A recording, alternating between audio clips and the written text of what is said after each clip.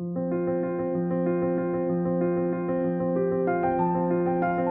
सभी को नमस्कार।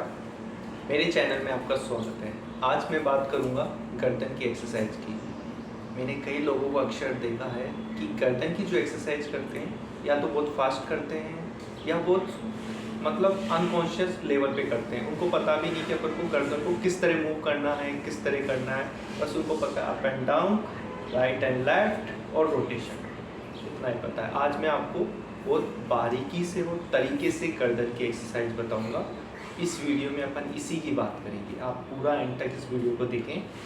सबसे पहले एक बात ध्यान रखें, अपन योगा में कोई भी एक्सरसाइज करेंगे तो उसको एक्सरसाइज को आपको उसकी बीटिंग से जोड़ देना है। बीटिंग मानी श्वास द्वारा।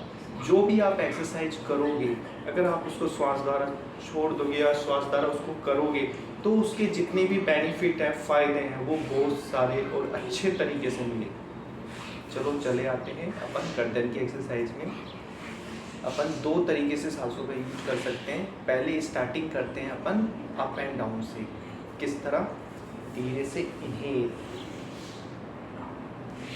यहाँ पे पूरा कंप्लीट इनहेल, जैसे ही पीछे लेके जाएंगे पूरा एक्सेल, फिर अगेन इनहेल, एक्सेल। मतलब दोनों तरफ क्रॉस करना है। एक तरफ इनहेल लेके गए, पीछे एक्सेल, फिर वहाँ से इनहेल लेके आए, फिर देन डाउन एक्सेल। अगर आप इस तरह अप एंड डाउन गर्दन का एक्सरसाइज करेंगे तो आपको बहुत ही रिलीफ मिलेगा, सर्वाइकल में भी बहुत बेनिफिट देगा, और जो भी ये मूवमेंट्स है जो एकदम हार्ड हो जाता है, स्टिफनेस हो जाता है, वो भी एकदम रिलीज हो जाएगा, नर्व्स रिलीज होगी, जिससे गर्दन एकदम रिलैक्स फील करेगी। अब इसी में ही लेफ्ट एंड राइट एक्सरसाइज भी ध्यान रखना।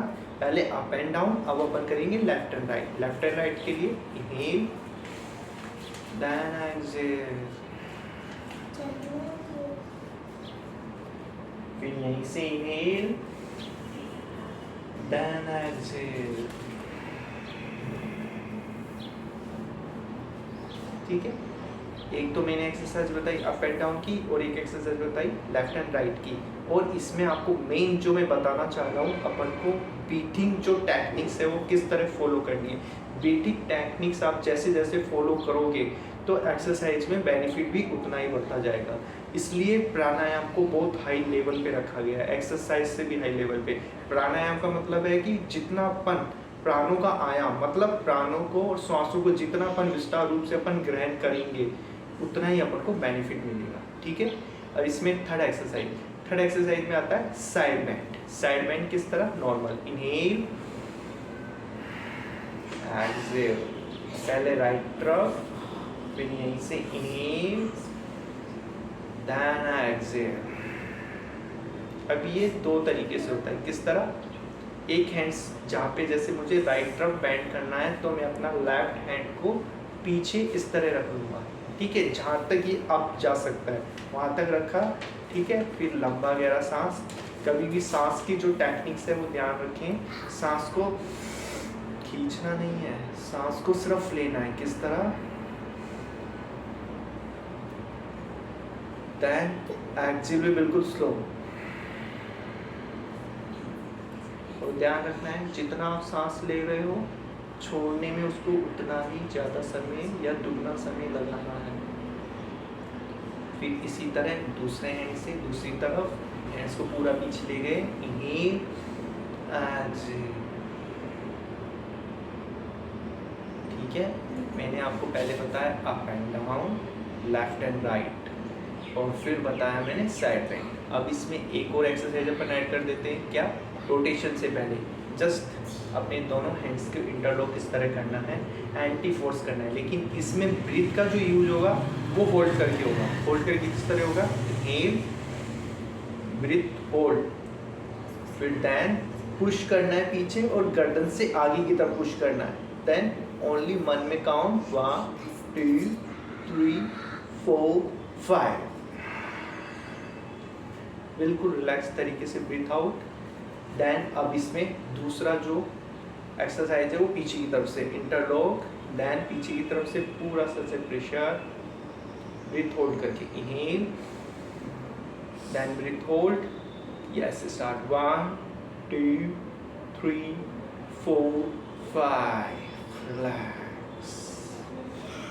जो मेन एक्सरसाइज है रोटेशन।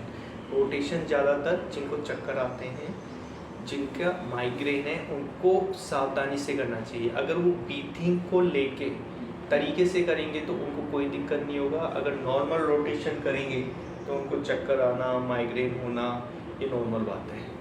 इसमें भी देखिए टेक्निक है, हमेशा या तो खड़े होके या बैठ के करनी है एक्सरसाइज। बैठने में भी आप वज्रासन, पद्मासन या नॉर्मल सुखासन में भी बैठ सकते हैं। देखें रोटेशन के लिए वही मूवमेंट्स, इन्हें पहले डाउन कर लेना है, एक्सेल करके, फिर इन्हें इसे बिल्कुल स्लो मूवमेंट्स में इन्हेल, पीछे की तरफ पूरा एक्सेल।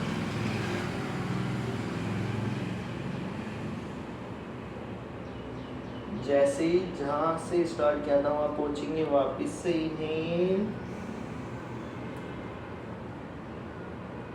देन पीछे की तरफ पूरा एक्सेल, पूरा सांस छोड़ देना है। जैसे ही हम सांस छोड़ोगे तो ये जितनी भी नर्व है, अपनी नसें हैं पीछे की तरफ, बैक गर्दन की, उसमें अच्छी तरह रिलीज और रिलैक्स मिलेगा। अब यही चीज़ अपन को दूसरी तरफ से करनी है। इन्हेल, पूरा एक्सेल, इन्हेल, पूरा एक्सेल, इन्हेल, पूरा एक्सेल।